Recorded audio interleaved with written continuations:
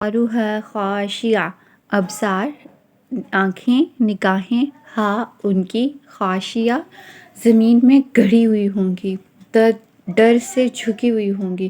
ان کی آنکھیں قیامت کے دن جب دوسری دفعہ سور پھونکا جائے گا اور وہ زندہ ہو کر کھڑے ہو جائیں گے، تب ان کے دل تیزی سے دھڑک رہے ہوں گے، منہ کو آ رہے ہوں گے اور ان کی آنکھیں جھکی ہوئی ہوں گی۔ جو آج قیامت کا مذاق اڑاتے ہیں، قیامت کی نشانیوں کو بھی نہیں مانتے، قرآن پاک کو بھی نہیں مانتے، منکر ہیں، وہ آج تو مذاق اڑا رہے ہیں، آج تو وہ گستاخ ہیں، باغی ہیں، لیکن قیامت کے دن وہ عاجز مزاج ہو جائیں گے۔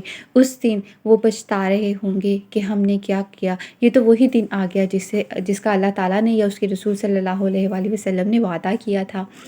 ہمارے دل کنیکٹڈ ہیں ہماری آنکھوں سے۔ اگر اس دنیا میں مومن آنکھوں سے دیکھتا ہے، جیسے سورج، چاند، ستارے، اللہ تعالیٰ کی نشانیاں دیکھتا ہے، تو اس کا ایمان تازہ ہوتا ہے۔ لیکن اگر ہمارے دلوں میں ایمان نہ ہو تو ہم جتنی مرضی نشانیاں دیکھ لیں، ہم ایمان نہیں لائیں گے۔ اور اگر ہم ان نظروں سے اچھی چیزیں دیکھیں گے تو ہماری روح بھی تازہ ہوگی، لیکن اگر ہم ان نظروں سے اللہ تعالیٰ کی حدود کو توڑیں گے، بے حیائی کی چیزیں دیکھیں گے، تو ہمارا دل اور ہماری روح بھی بیمار ہو جائے گی۔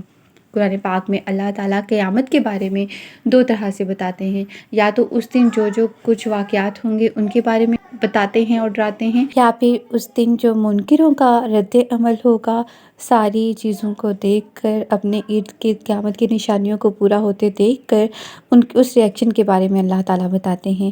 ان آیات میں اللہ تعالیٰ منکروں کے رد عمل کے بارے میں بتا رہے ہیں کہ کیسے ان کے دل تیزی سے دھڑک رہے ہوں گے، ہول اٹھ رہے ہوں گے، منہ کو آ رہے ہوں گے اور ان کی آنکھیں ڈر سے زمین میں گڑی جا رہی ہوں گی۔ اللہ تعالیٰ قیامت کے دن ہمارا حساب آسان فرمائے۔ السلام علیکم ورحمۃ اللہ وبرکاتہ۔